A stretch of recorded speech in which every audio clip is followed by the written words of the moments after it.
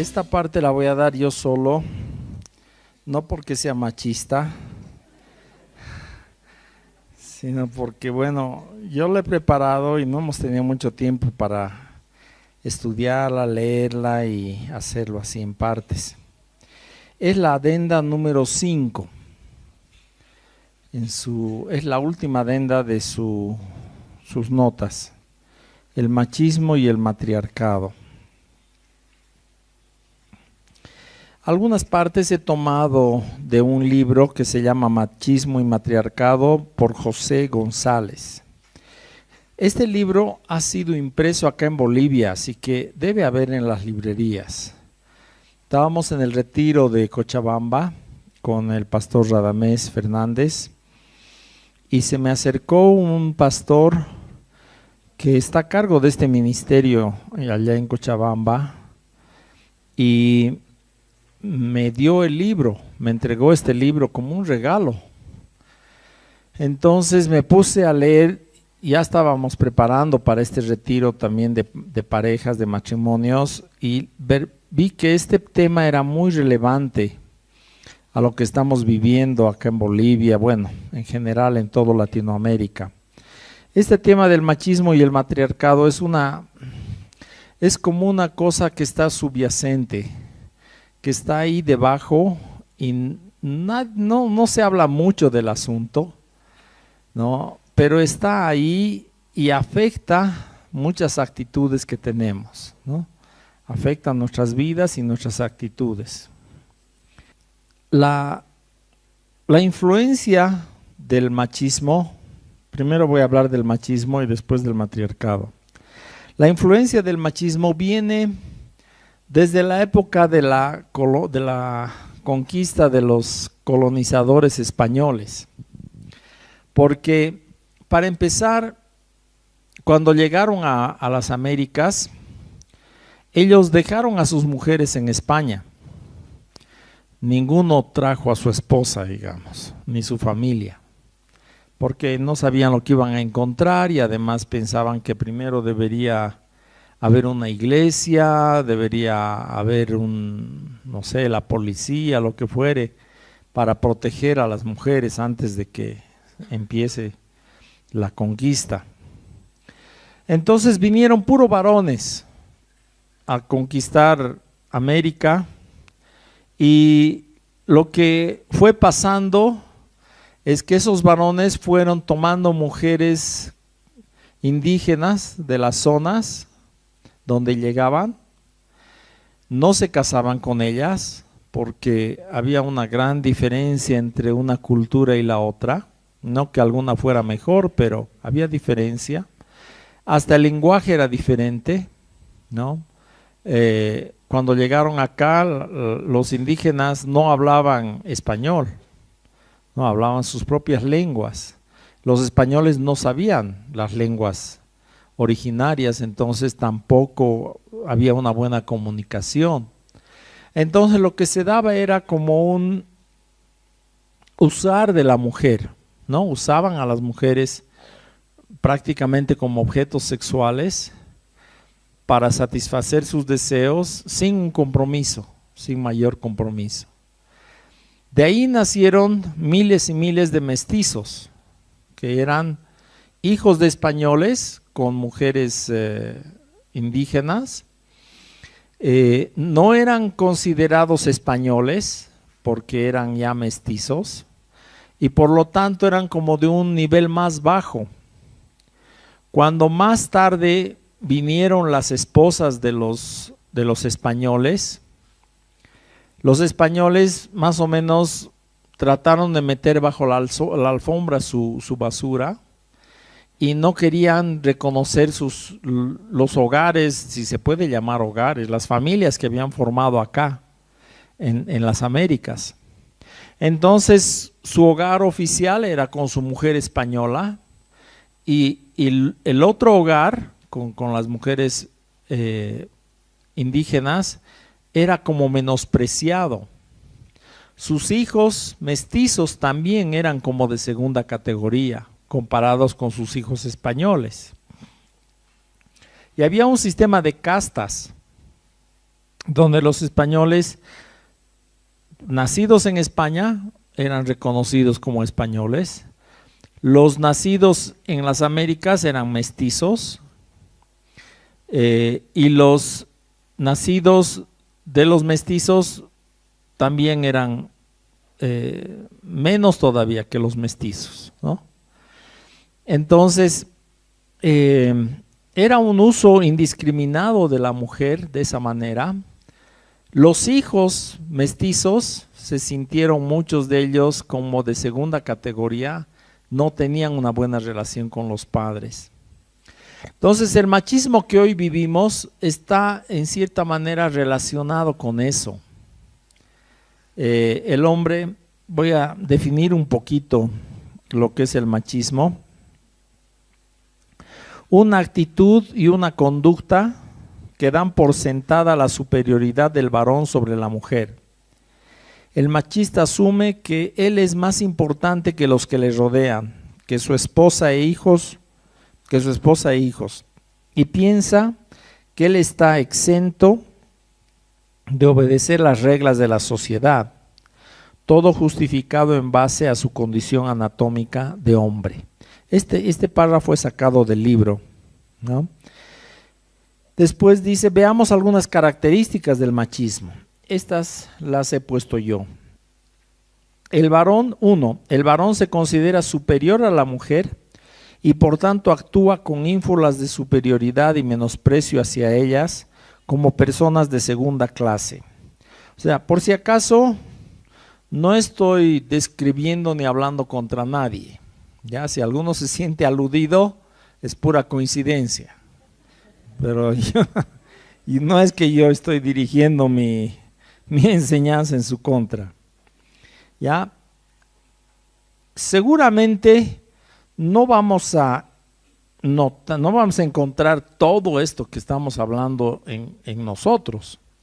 Pero si se dan cuenta, van a encontrar algunos rasgos de nuestra conducta y nuestra actitud como varones en esta descripción del machismo.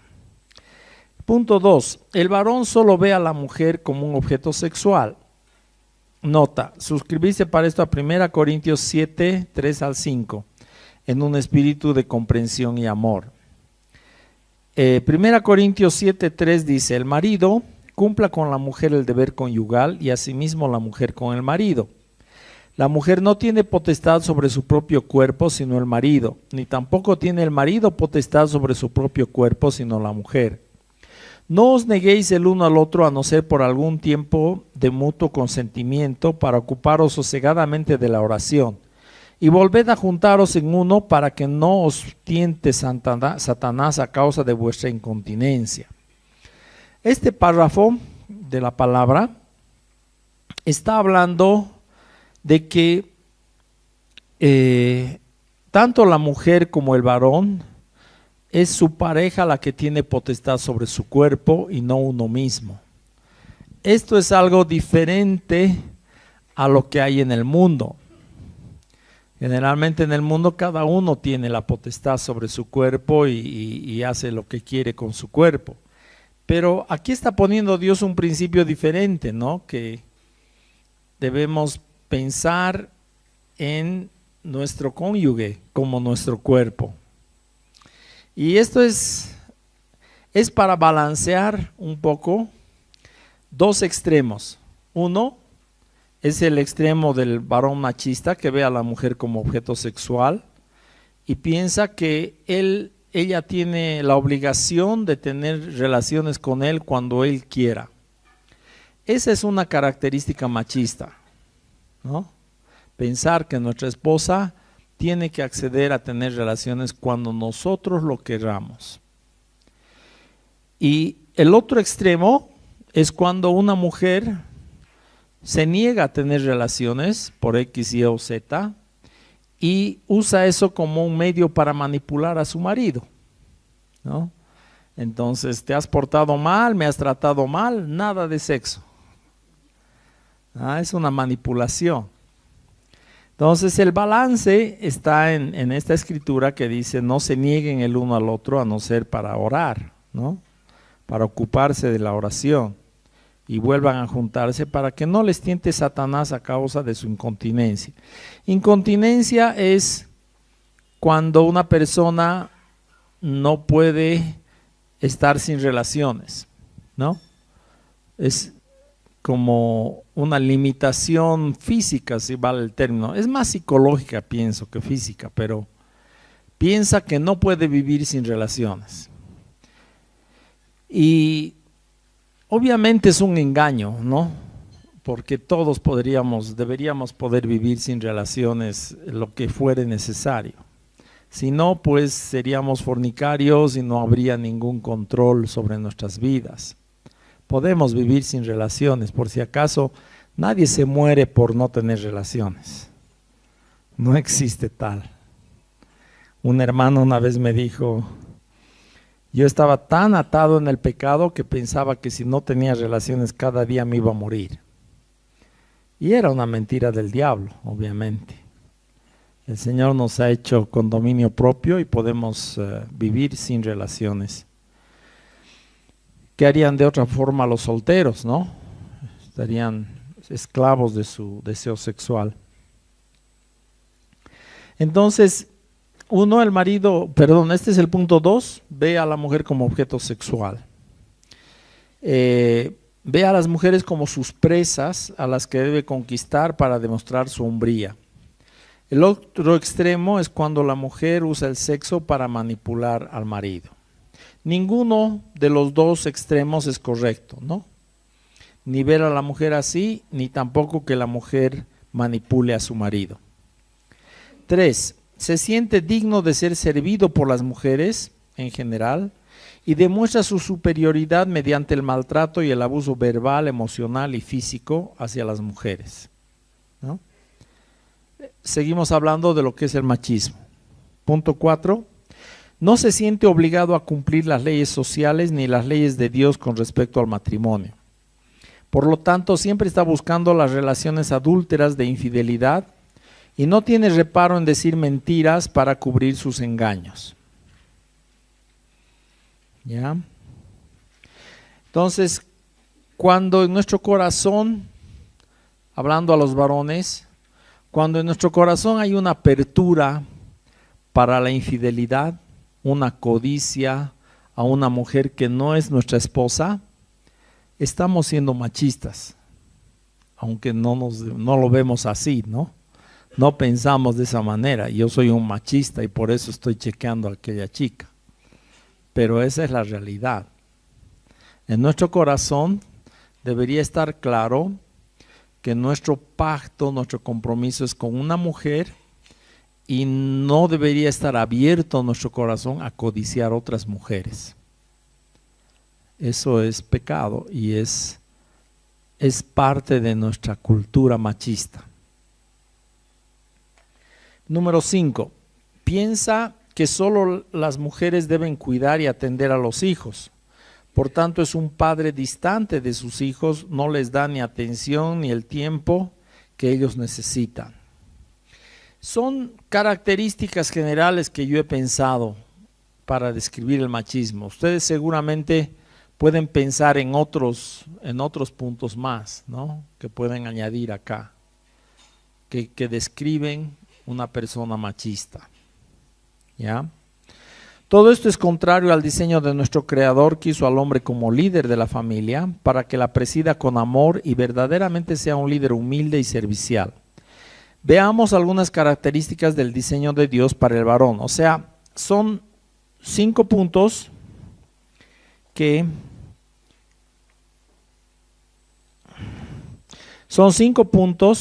contrarrestan los 5 puntos que he puesto sobre el machismo. ¿Ya? Con la palabra de Dios y como Dios ve el asunto.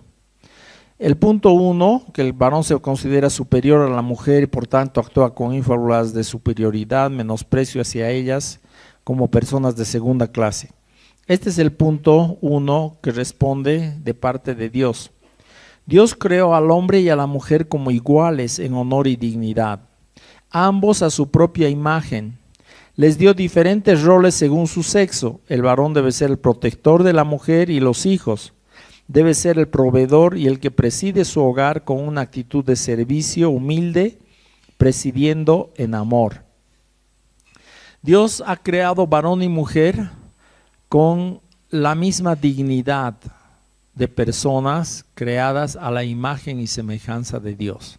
Tanto el varón como la mujer fueron creados a imagen y semejanza de Dios. Y las características de ambos muestran la imagen de Dios. No es el varón solo o la mujer sola. Ambos muestran la imagen de Dios. Porque Dios, por ejemplo, en la palabra está con sexo masculino, ¿no ve? En los lenguajes que hay artículo masculino. A la vez, el Shaddai, por ejemplo, uno de los nombres de Dios, significa el amamantador, el que da de mamar.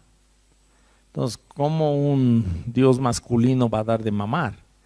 Es que Dios, bueno, más bien la mujer y el varón tienen características de Dios mismo, creados a su imagen y semejanza, ¿ya? Ambos representan la imagen de Dios. Ahora, que Dios le haya dado al varón el rol de presidir, no quiere decir que el varón es mejor que la mujer. Más bien, si se dan cuenta las hermanas, muchas mujeres son mejores que los varones. Mejor que no se den cuenta, ¿no? Pero muchas mujeres son mucho mejor que los varones en cuanto a inteligencia, capacidad, pueden resistir más dolor, no tienen quizás la misma fuerza, a no ser que sea una mujer que se ha entrenado y podría, no de un guaracatazo, derribar al varón. Pero alguien ha dicho que cuando Dios creó al hombre estaba practicando y cuando creó a la mujer recién hizo bien la cosa. Estaba ensayando nomás con el hombre. Y claro, hay características de la mujer que sobrepasan al varón, pero lo que Dios ha hecho es darnos diferentes roles. Si tú entras a digamos a un barco y todos en el barco tienen el mismo rol, tendrías, digamos que hay 20 personas en el barco, tendrías 20 capitanes o 20 marineros. ¿De qué dependería? Dependería de la actitud de cada uno. Si alguien quiere servir, tomaría una actitud de marinero y serviría. Si alguien quiere capitanear, tomaría la actitud de capitán. Pero en pocos minutos tendrías un conflicto. Porque si todos son capitanes, ¿quién va a servir? Y si todos son sirvientes, ¿quién va a capitanear? Entonces, cuando tú te entras a un taxi, por ejemplo, el conductor es el taxista y él es el que maneja. No importa que tú sepas manejar mejor que él o sepas mejor las rutas, tienes que someterte a su dirección, a su liderazgo. No quiere decir que él es mejor que tú, pero está en el rol de estar a cargo del vehículo. ¿No ve? Donde sea que vayas, todos donde sea que vayamos, respetamos la autoridad. Te subes a un avión, el capitán, el que conduce el avión, tiene la autoridad. ¿No ve? No puedes tú decir, a mí me parece que debería pilotear de esta manera. Digamos que fueras piloto, aún así no podrías opinar, ¿no? Entonces, Dios nos ha dado diferentes roles que no hablan de superioridad, de lo que hablan es de diferentes funciones. Cuando esto se mezcla y se confunde, hay caos, hay daño para la mujer, para el varón, en fin. Por ejemplo, en Estados Unidos han enfatizado la igualdad del hombre y la mujer y han determinado que en las Fuerzas Armadas tanto hombres como mujeres deberían hacer las mismas labores. Entonces un oficial del ejército, cuando va a mandar a las tropas en una misión, tiene que darle a la mujer las mismas labores que al varón, tal cual. De ahí te encuentras con mujeres en combate, por ejemplo, en en sus guerras de Estados Unidos, las mujeres entran y combaten igual que los varones. Y cuando toman presa a una mujer, ¿se imaginan? O sea, la mujer está completamente en desventaja frente al varón. Entonces, no se puede, no sé si han escuchado de una mujer que la han tomado presa y estaba con las piernas dañadas, ni escapar podía la pobre mujer hasta que la fueran a rescatar, pero estaba presa de los talibanes durante varios meses. Entonces, no es lo mismo mandar un hombre a la batalla que mandar una mujer. Aunque querramos, aunque digamos que la mujer puede disparar igual y lo que fuere, no es lo mismo. Hay labores para los cuales la mujer está hecha y hay labores para los cuales el varón está hecho. Y no se debe mezclar eso, hace daño si se mezcla. Ahora, Dios nos ha dado diferentes roles y ha establecido que el varón capitanee el asunto del hogar. Pero al mismo tiempo es una responsabilidad para el varón. El varón es responsable de presidir su hogar. Es como a una empresa, alguien aspira a ser gerente y le dan el puesto, está muy bien, pero con eso vienen mayores responsabilidades. Si en la empresa hace algo mal y algún empleado actúa mal, no van a ir a pelear con el empleado, van a querer hablar con el gerente. ¿Ve? Así es, por ejemplo, en este hotel. Yo he sido gerente 10 años y en ese tiempo, si había un conflicto, digamos, en el front desk, en el lobby, el cliente no quería tratar con el empleado, quería hablar con el gerente. Y el gerente tenía que ir, en este caso yo, tenía que ir y escuchar toda la queja del cliente y ver cómo se soluciona. Entonces, igual en cualquier empresa. Y cuando Dios da al varón la responsabilidad de ser cabeza, el varón es responsable de su hogar. En la anterior sesión les decía, el varón es responsable de la salud espiritual de su esposa y de sus hijos. El varón es responsable de proveer para su casa. El varón es responsable de orar por ellos. El varón es profeta y sacerdote de Dios para su hogar. El varón es responsable de orar por su hogar, en ese sentido es sacerdote de su hogar. El varón es responsable de recibir palabra de Dios para su hogar. Están pasando por una situación, una prueba. ¿A quién le va a hablar Dios? La esposa muchas veces está desesperada, afanada, preocupada y no puede escuchar la voz de Dios. Para escuchar de Dios tenemos que calmarnos, ¿no ve? Tranquilizarnos, por lo menos para poder oírle. Dios a veces habla con una voz apacible, no es un grito que te da desde el cielo. Te habla suave en el corazón, tienes que estar sensible a su voz. El varón es responsable de escuchar a Dios para su hogar. ¿Me están escuchando, varones? Ustedes son responsables de escuchar a Dios para dirigir su hogar. Eso es ser cabeza, no es solamente mandamás. Es recibir palabra de Dios para el hogar. Ya, hemos dado la pregunta, la respuesta 1 al punto 1 del machismo.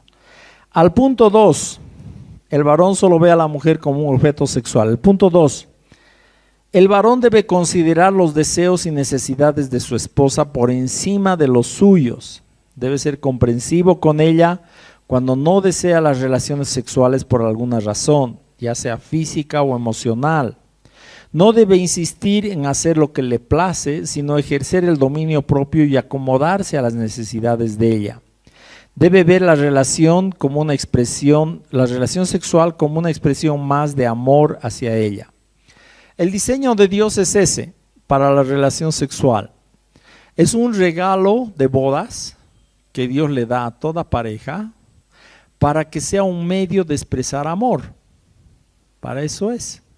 Si no va a expresar amor, ha perdido la esencia de su objetivo. Es como si tú te compraras o te regalaran en tu boda una plancha y tú la usas como pisapapel. ¿Sirve o no sirve como pisapapel? Sirve, pero no está cumpliendo su propósito, ¿no ve? O te regalan un televisor y lo usas como espejo. ¿Sirve o no sirve para peinarse? Sirve, pero no está cumpliendo su propósito. Para eso te hubieras comprado un espejo que hubiera costado menos del 1% de lo que ha costado la tele. Y además en el espejo se ve mejor que en una tele, ¿no ve?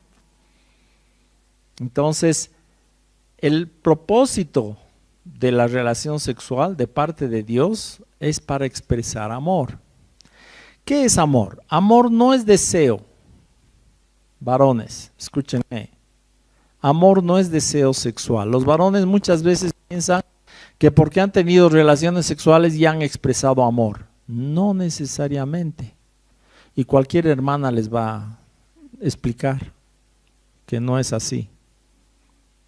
Una mujer puede tener relaciones y no ha recibido amor de parte tuya, porque el sexo ha sido lejano, frío, como si ella fuera un objeto. Entonces, ¿qué significa para expresar amor? Antes, bueno, esto va a venir con Jorge y Tere, pero antes de tocar su cuerpo, tienes que tocar su corazón. Tienes que llegar a su corazón. Tienes que expresar amor a tu pareja. Y una parte de expresar amor es el sexo. No es la única manera, obviamente. Es una forma más de expresar amor. Pero si no hay amor, si no hay expresiones de amor aparte del sexo, entonces la mujer se puede preguntar si realmente le amas. Porque para ti pareciera que el amor es sexo nomás, y no hay tal. Es una parte más de la expresión de amor, pero no es el todo. Entonces, tenemos que reevaluar nuestras expresiones de amor hacia nuestra esposa. 3. El varón se siente digno de ser servido por las mujeres y demuestra su superioridad mediante el maltrato, el abuso verbal, emocional, físico. Y la respuesta: el varón debe tener una actitud de servicio hacia su esposa e hijos, siguiendo el ejemplo de Cristo, que se entregó por la iglesia para presentársela una esposa santa y sin mancha. Efesios 5, 25 al 29. Maridos, amad a vuestras mujeres, así como Cristo amó a la iglesia y se entregó a sí mismo por ella, para santificarla, habiéndola purificado en el lavamiento del agua por la palabra, a fin de presentársela a sí mismo una iglesia gloriosa, que no tuviese mancha, ni arruga, ni cosa semejante, sino que fuese santa y sin mancha. Así también los maridos deben amar a sus mujeres como a sus mismos cuerpos. El que ama a su mujer, a sí mismo se ama. Porque nadie aborreció jamás su propia carne, sino que la sustenta y la cuida, como también Cristo a la iglesia. Entonces, la palabra nos presenta como parámetro el mismo sacrificio de Cristo por la iglesia, como parámetro para los maridos que aman a sus esposas. Así debe amar el marido a su esposa como Cristo se sacrificó por ella, por la iglesia. Y la lava, en el lavamiento del agua por la palabra, para presentársela a una iglesia gloriosa, sin mancha, ni arruga, ni cosa semejante, santa y sin mancha, como un resultado del lavado en la palabra que le ha hecho el marido a su esposa. ¿No ve? Ya he explicado esto en la anterior sesión. Pero la actitud de servicio y humildad, un liderazgo humilde y servicial, es lo que Dios está buscando de cada varón. No está buscando un macho que tiene las ínfulas, piensa que le van a servir a él, y que cuando hace alguito por la esposa o los hijos, les está haciendo el gran favor. No hay tal. O sea, el liderazgo que Dios está buscando en el varón es que sea humilde y servicial y ponga su vida por su familia. Primero la esposa y también los hijos. Ese es el liderazgo que Dios busca. Ningún varón debe alzar la mano jamás contra ninguna mujer, ya que su rol más bien es ser el protector de la mujer. En muchos hogares se da el caso de violencia familiar y claro, se supone que en un hogar cristiano no debería haber eso. Pero hermanos, es sorprendente que en muchos hogares cristianos se alzan las manos. Y hay violencia, no solamente física, sino también emocional. Se tratan mal, se insultan, se denigran el uno al otro. No debe ser así, no debería ser así. No es el plan de Dios que en un hogar cristiano haya griterías y todo esto. En Efesios 4, esto no está en el menú, Efesios 4, desde el 31, quítense de vosotros toda amargura, enojo, ira, gritería y maledicencia y toda malicia. Antes sed benignos unos con otros, misericordiosos, perdonándoos unos a otros como Dios también os perdonó a vosotros en Cristo. Ahí está el Evangelio, ¿no ve? Perdonando como Dios te ha perdonado a ti. Quítense toda amargura, enojo, ira, gritería, maledicencia, malicia. Eso no es normal de un matrimonio cristiano. No es normal que haya gritos, maltrato.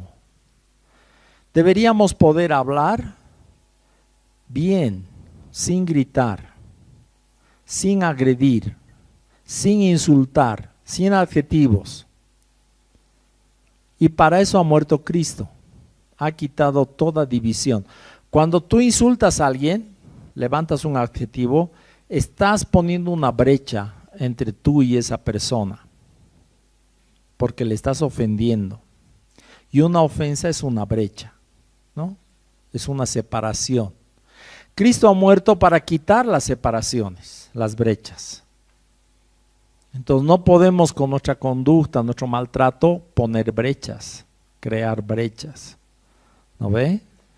Entonces tiene que quitarse eso de nuestros hogares. No es aceptable los gritos, los insultos, los maltratos verbales incluso dentro de un hogar cristiano. Si hay un marido o una esposa que está tratando así a su cónyuge, tienes el deber de encaminarle, de mostrarle con esta escritura. Efesios 4:31, no puedes gritar, no puedes maltratar, ni a los hijos, hermanos. Ni a los hijos les podemos gritar así. No es cristiano tratar así a los hijos. Con los hijos, si les tratas así, vas a crear un hijo o una hija rebelde, que mañana se te van a parar al frente y van a querer pegarte, porque tú les has enseñado a ser así. Si quieres corregir a tus hijos, tienes que hacerlo con mansedumbre.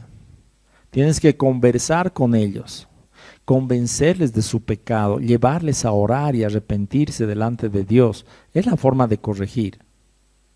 ¿No ve? Volver su corazón hacia Dios.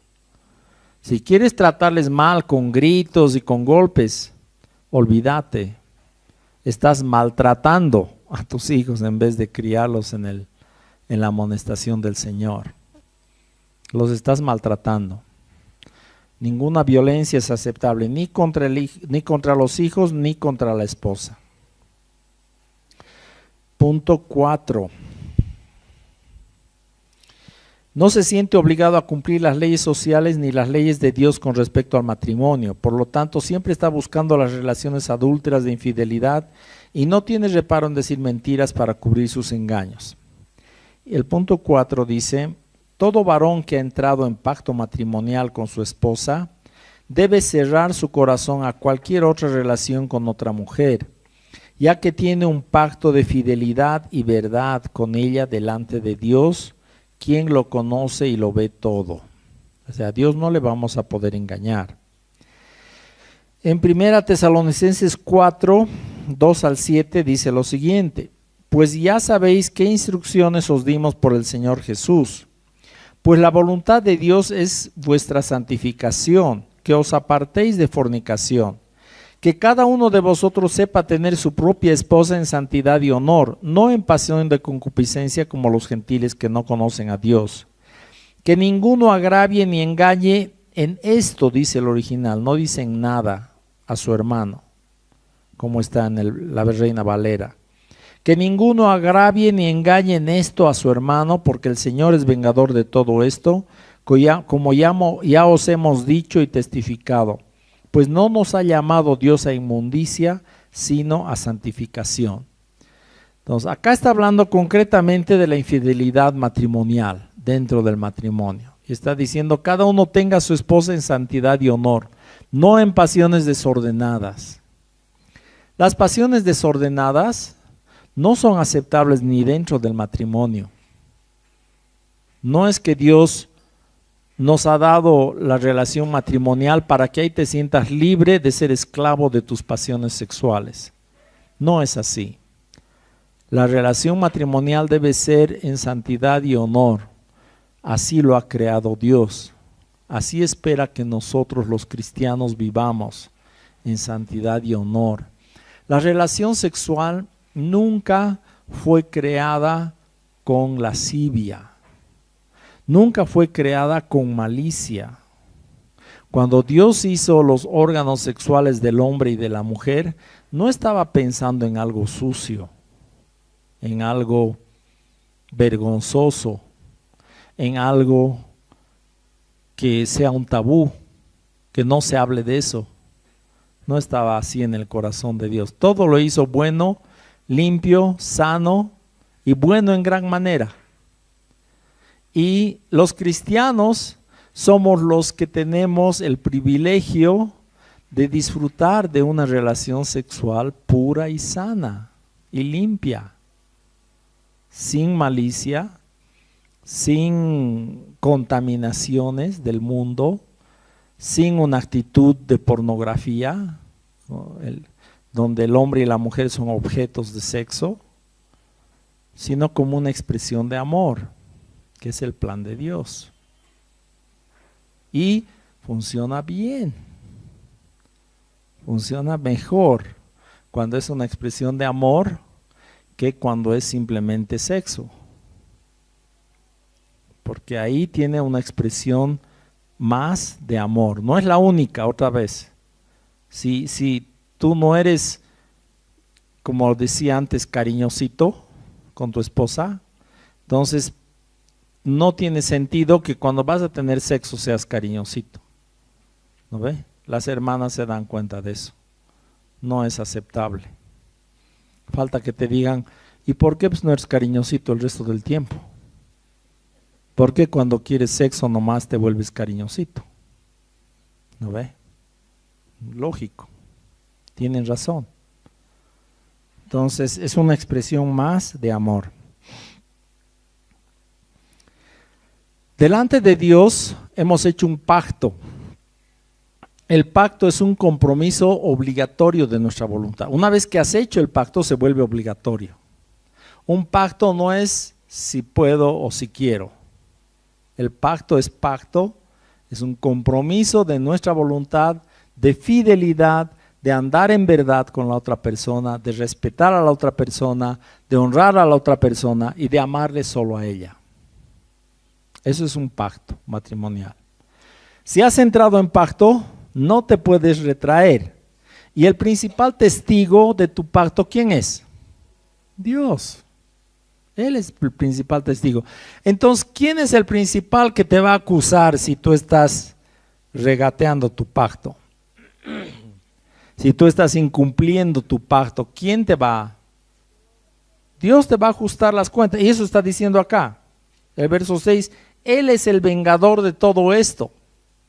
Tú engañas a tu hermano o a tu hermana, te estás exponiendo a que Dios te ajuste las tuercas.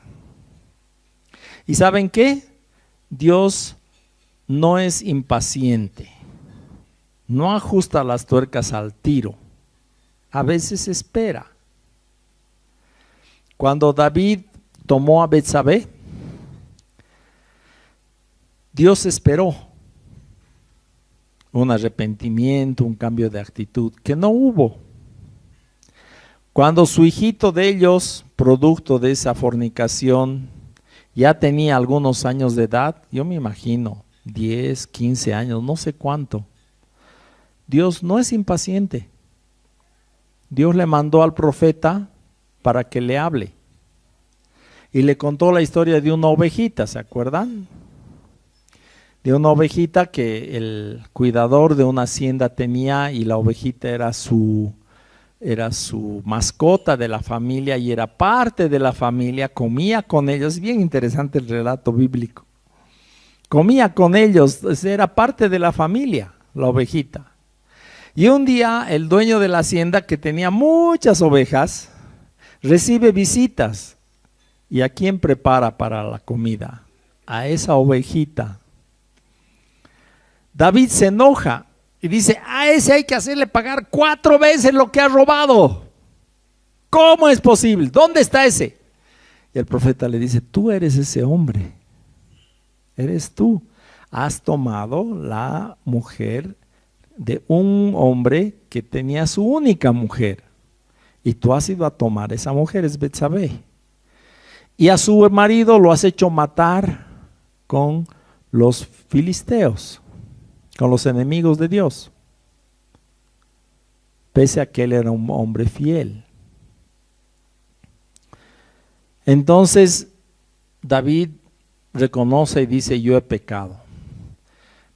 Cualquier pastor le diría a David, oye, pero ¿por qué no has reconocido eso en todos los años que has tenido antes de que venga el profeta?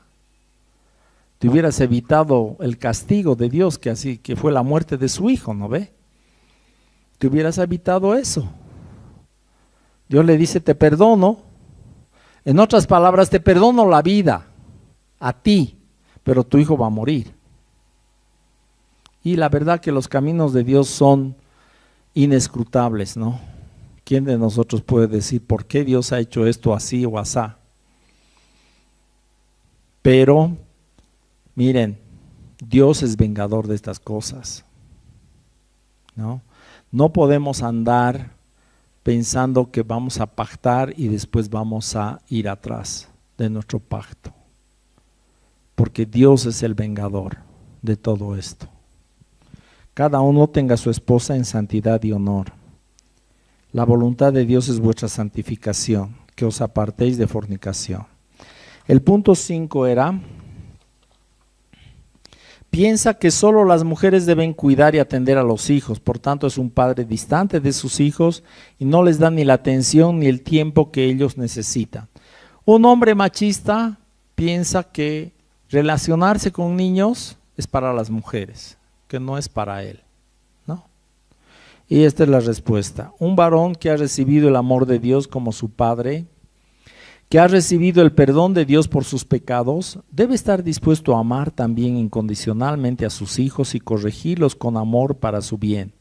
Debe separar un tiempo semanal para estar con cada uno de ellos individualmente y escucharles, atendiendo a sus necesidades. También debe pasar tiempo de calidad con ellos, al igual que con su esposa.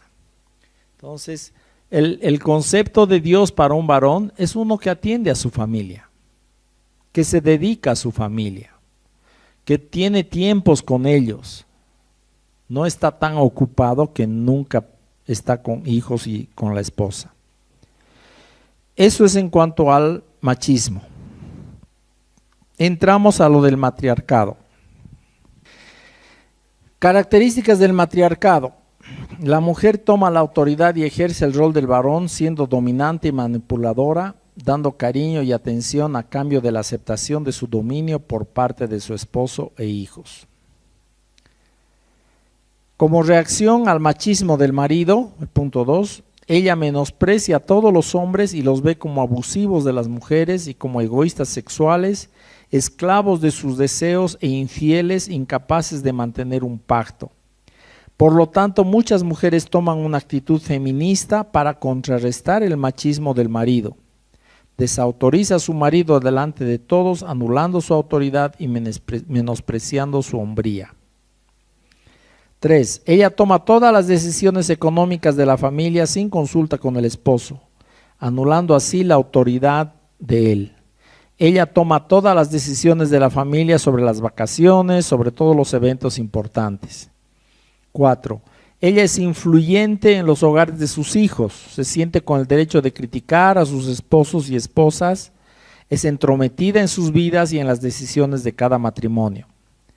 5. En algunos casos puede usar la relación sexual como instrumento de control y poder para fines egoístas. Y ahora voy a ir rápidamente de estos 5 puntos, la perspectiva bíblica. 1. La mujer toma autoridad y ejerce el rol del varón siendo dominante y manipuladora, dando cariño y atención a cambio de la aceptación de su dominio. La mujer debe sujetarse al marido como al Señor, en todo lo bueno. Efesios 5, 22 al 24. Su rol es ser una ayuda idónea para él. El 2, como reacción al machismo del marido, ella menosprecia a todos los hombres, los ve como abusivos, etc. El 2, ella es llamada a respetar a su marido. Efesios 5, 33. Es llamada a respaldar su autoridad y alentarle a presidir la familia. Aunque a muchos maridos no se les prenda el foquito con respecto a presidir su hogar, si tiene una esposa sabia, la esposa puede alentar a su marido a presidir el hogar. Y no es problema, mientras el marido atienda a su esposa, le preste atención y le haga caso. Entonces, si tu esposa ves que tu marido no está presidiendo el hogar, un rato que está de buen humor, de abuenitas, sin faltar el respeto, hazle notar, dile, mira, tú eres llamado a presidir el hogar. Tú tienes que fijar cuándo vamos a orar juntos como familia. Tú tienes que proveer para la casa, tú tienes que tomar las decisiones importantes de cuándo vamos a viajar o en qué vamos a gastar el dinero. Tú eres el varón y tú tienes que tomar esas decisiones. Podemos orar juntos, podemos charlar, pero al final la decisión la tienes que tomar tú. Difícil que una esposa le diga eso a su marido, ¿no? Generalmente la esposa se queda callada y ella nomás toma el rol y ya toma todas las decisiones. Pero si quieren funcionar como Dios quiere que funcionen, es así. 3. Ella toma todas las decisiones económicas de la familia sin consulta con el esposo, anulando su autoridad, vacaciones, eventos importantes.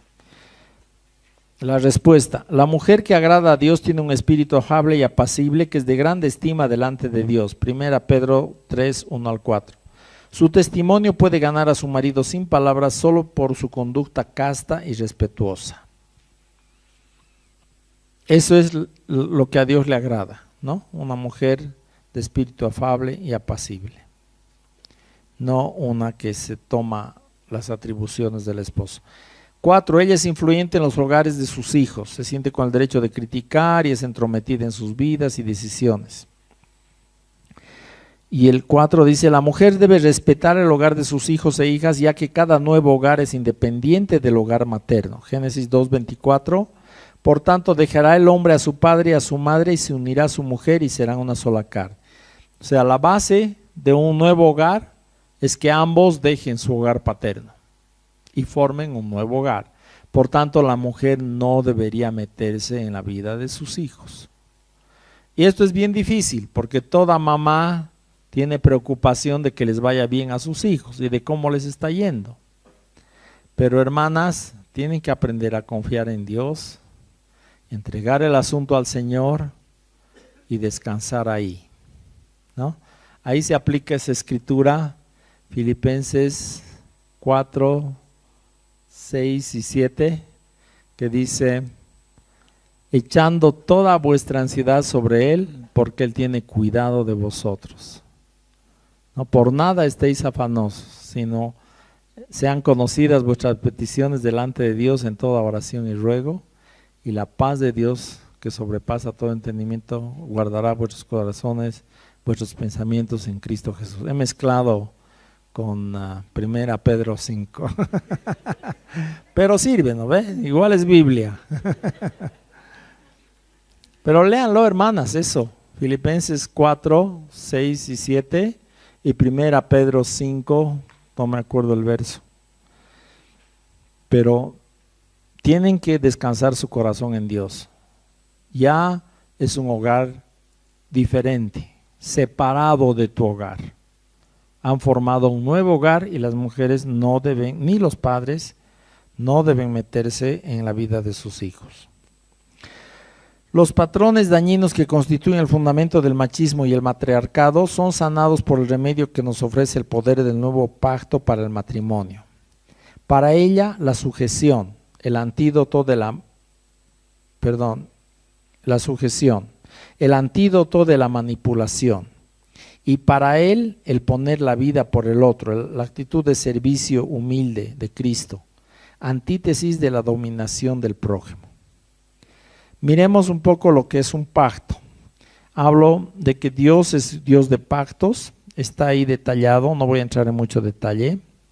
Cómo Dios establece pactos con varias personas, ¿ya? Con Abraham, con Noé primero, después con Isaac, con Moisés. ¿Ya? El pacto de Dios, los pactos de Dios son compromisos de Él hacia nosotros básicamente, pero también incluyen nuestra contraparte. El pacto matrimonial es el antídoto del matriarcado y del machismo, porque en el pacto el varón se compromete a servir, humilde y servicial, liderizar en forma humilde y servicial. La mujer se compromete a sujetarse a su marido y ser una ayuda idónea, un apoyo para él. Ese pacto es el antídoto contra el machismo y contra el matriarcado. Es un pacto irrevocable. Después hablo de la paternidad de Dios, como Dios es un padre.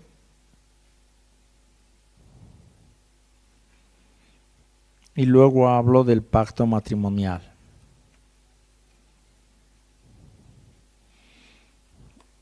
En la última página están las características del pacto matrimonial. Viven su matrimonio representando a Dios en la tierra.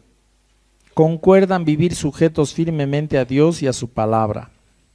Se perdonan de corazón sus errores y ven en las ofensas ocasiones para aliarse contra todo lo que busca dividirlos. Ven en su matrimonio un instrumento para su propia santificación. Honran a sus respectivos padres y aman sus familias de origen.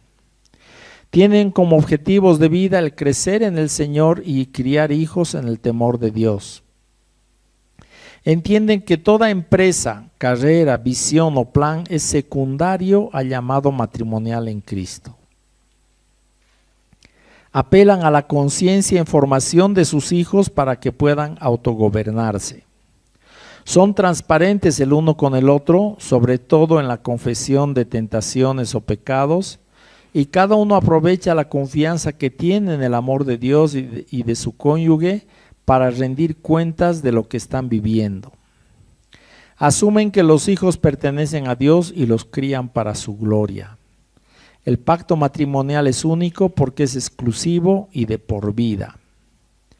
Ya no importa lo que piensen, prefieran o deseen los cónyuges, sino lo que quiera el Señor, ya que ambos han acordado que esa será su preferencia, el hacer su voluntad, la voluntad de Dios. Un pacto con Dios hicimos tú y yo, y nada en el mundo tiene más valor.